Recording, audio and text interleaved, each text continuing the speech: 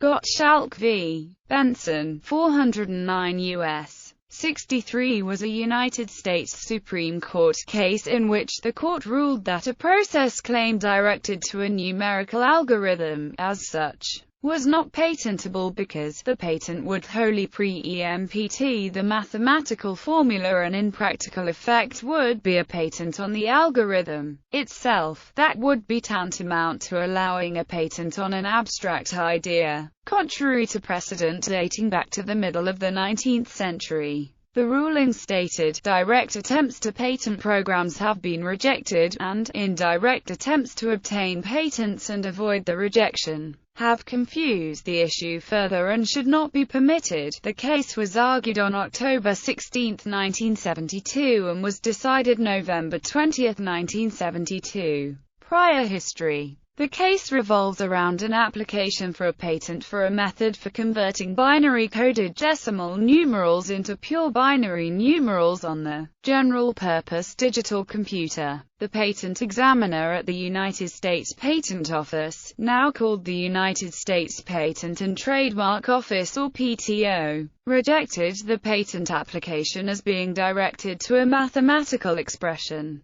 Pure mathematical expressions had been held to be unpatentable under earlier patent laws in McKay Co. v. Radio Corp. 306 U.S. 86. The applicant appealed to the Board of Patent Appeals and Interferences. The board affirmed the examiner's rejection. The applicant further appealed to the Court of Customs and Patent Appeals. The court reversed the board. Finally, the Commissioner of Patents and Trademarks filed a petition for a writ of certiorari to the Supreme Court.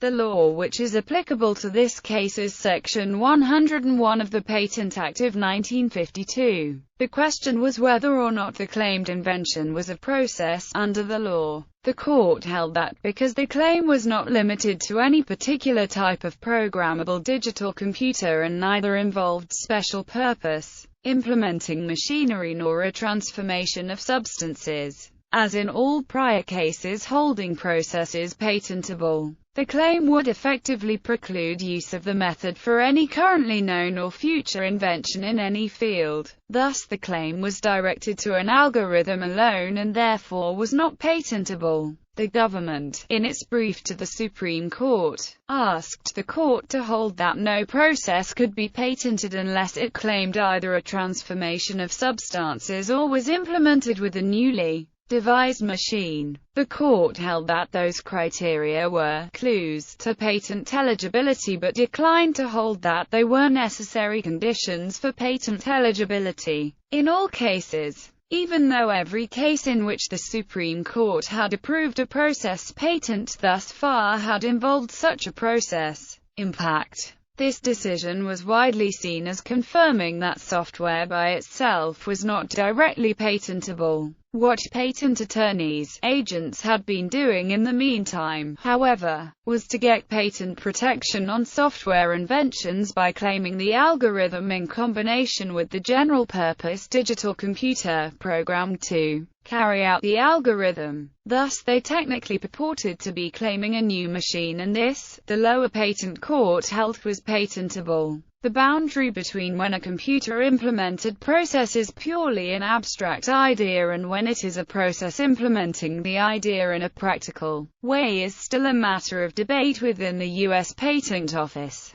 It also remains a contested issue where the process patent claims must be directed to a transformation of substances or else embody a non-trivial, novel implementing machine or device. The PTO has taken this position in its arguments to the United States Court of Appeals for the Federal Circuit. See USPTO brief and in v.Bilski. The government also so argued in briefing the Benson case. The majority opinion in the Federal Circuit's opinion in v.Bilski adopts this position.